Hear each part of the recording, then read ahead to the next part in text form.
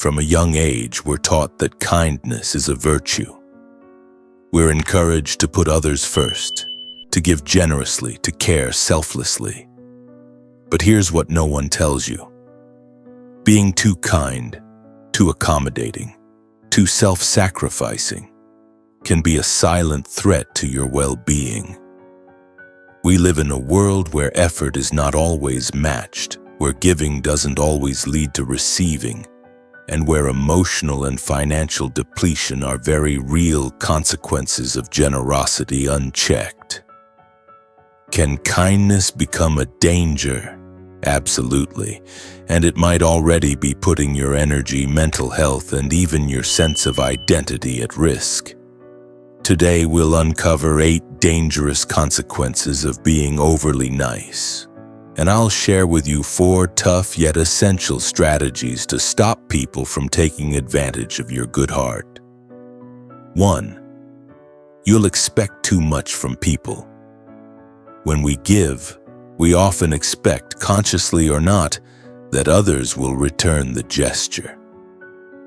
But in reality, people don't always reciprocate.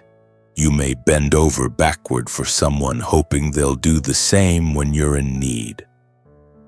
Often they don't. Not because they're cruel, but because they've grown accustomed to your giving and now expect it as a norm. The Stoics warned us of this. They taught that peace comes not from other people's actions, but from mastering our own.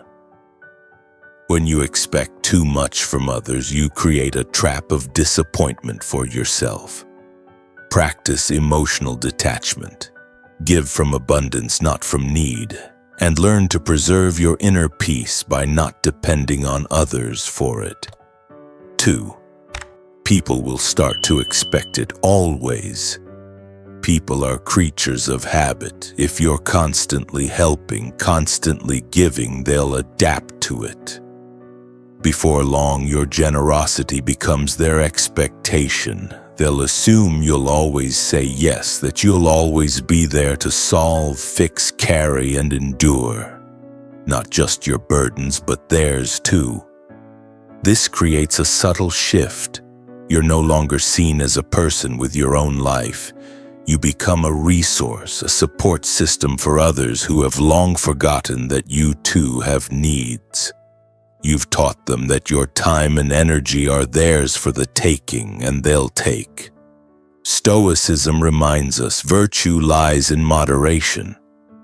When you give with awareness, not to feed dependency, but to empower others and protect yourself. 3.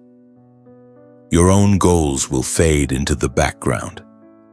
In your effort to support everyone else, your dreams, your ambitions, and your needs slowly start to disappear. You're so busy helping others that you neglect your own path. This self-erasure is quiet, but devastating. The Stoics were clear. Live according to reason and virtue. Your life has purpose. You have a mission. Don't bury it beneath the weight of other people's problems. Ask yourself, are you helping out of love or to avoid facing your own loneliness, fear, or sense of inadequacy? If you're constantly running around for others, it might be time to pause and ask, what am I running from? You can't pour from an empty cup, and you shouldn't try to clean someone else's house when your own is falling apart. 4. You'll be seen as weak. It may seem unfair, but too much kindness without boundaries can be mistaken for weakness.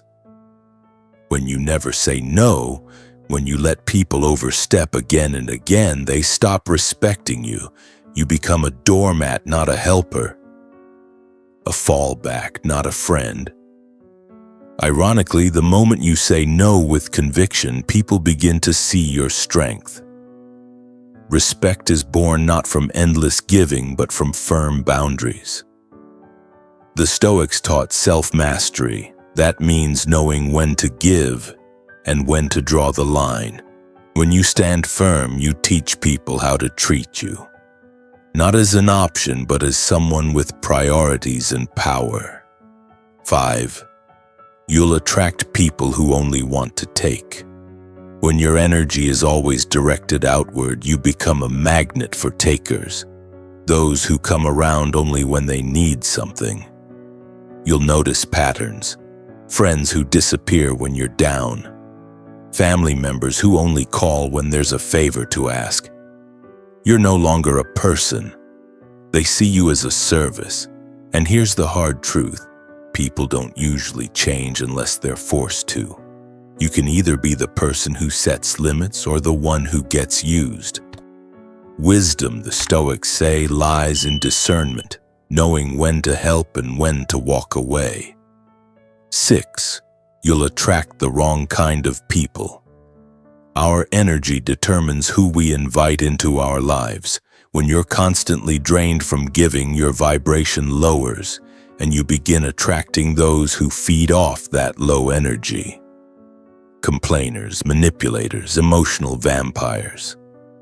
High-frequency people, those who are joyful, self-aware, and giving, are repelled by the constant drama, fatigue, and martyrdom of those stuck in the cycle of overgiving. You may not even realize that your giving is repelling the very kind of people you want to attract. Be the light, but protect your flame. 7. You risk becoming addicted to the escape. There's a darker side to overgiving that no one talks about. When you ignore your own needs long enough, you may begin to rely on external vices for comfort: drinking, overeating, shopping, or scrolling endlessly on your phone. These are coping mechanisms, temporary fixes for the emptiness that grows from neglecting yourself. Sometimes the person most hurt by your kindness is you. Pay attention to the voices of those who care. If they say you're spiraling, listen. Denial is often the first sign of a deeper problem. Self-discipline is the root of true freedom. 8.